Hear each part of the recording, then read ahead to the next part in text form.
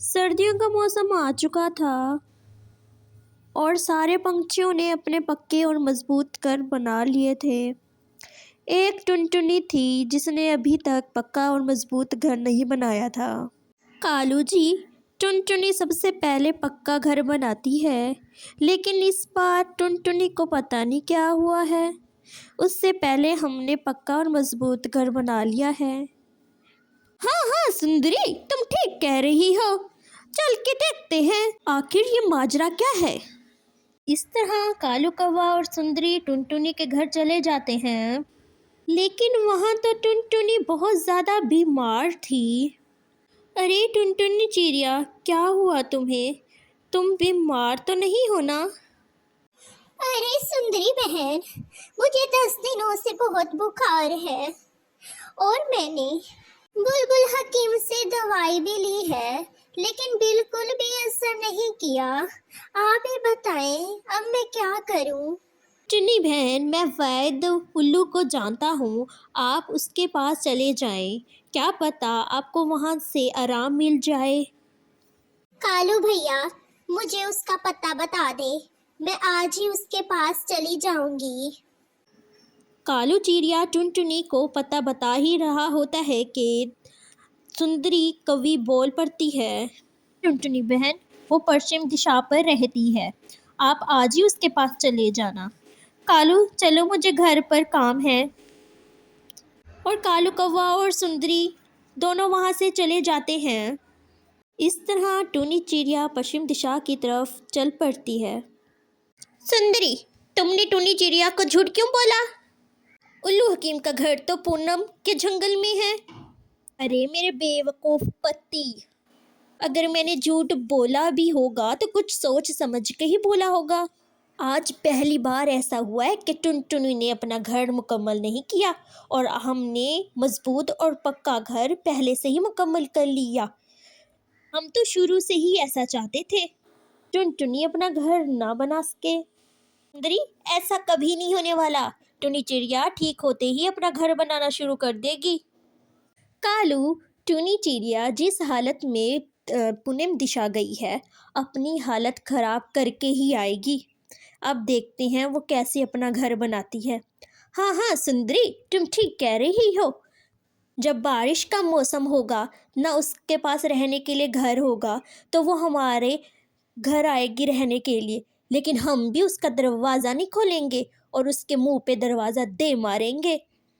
मैंने तो सारी पशुओं वाली दिशा देख ली, लेकिन मुझे कहीं भी वेद का घर नहीं मिला। मुझे लगता है सुंदरी से कोई गलती हो गई है। अब मैं किससे पता करूं? मेरा बुखार तो बढ़ता ही जा रहा है। टूनी चिड़िया वापस घर जा रही होती है कि उसे उल्लू हकीम दिख जाता है। टुनटुनी उसे आवाज़ देकर रोक लेती है। क्या हुआ टुनटुनी? मैं बहुत जल्दी में हूँ, जो भी कुछ कहना है जल्दी बताओ।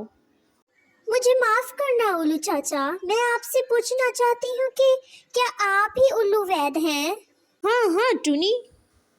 टूनी चिड़िया उल्लू चाचू को सारी बातें बता देती है कि वो कैसे यहाँ वहाँ भटक के आपको ढूंढ रही थी, लेकिन उल्लू चाचा उसे बताता है कि मैं तो किसी काम से यहीं से गुजर रहा था, मैं तो यहीं नहीं रहता। कौवा और कवि दोनों तो बड़े बदमाश हैं। एक दिन मैंने उनके बेटे का इलाज किया था, उन्होंने मुझे 1 रुपया नहीं दिया। कहने लगे कल देंगे, कल करते करते आज तक उन्होंने 1 रुपया ना दिया। उल्लू चाचा, वो तो है ही ऐसे। मुझे 10 दिन से बुखार है, मुझे बुखार की दवा दे दें। बेटा ये लो दवाई और इसे वक्त पर खाती रहना। धन्यवाद चाचा, ये ले अपने पैसे और मैं यहाँ से चलती हूँ। टुनटुनी चिड़िया दवाई लेकर शाम तक घर आ जाती है। टुनटुनी चिड़िया समय पे दवाई लेती रहती है और लगभग 4 दिनों के बाद टुनटुनी ठीक हो जाती है। मौसम खराब होने लगा था और टुनटुनी अपने घर की मरम्मत करना शुरू हो गई। हाय ऊपर वाले, मेरा तो सारा घर टूटा हुआ है, कभी भी बारिश हो सकती है। अब मैं क्या करूँ? टुनटुनी बहुत परेशान होती है और उसे एक मधुमक्खी दिखाई देती है जो अपना छत्ता पत्तों के नीचे छुपा कर बैठी होती है। आइडिया, क्यों ना मैं भी पत्ते इकट्ठे करके अपने घर की मरम्मत कर लेती हूँ।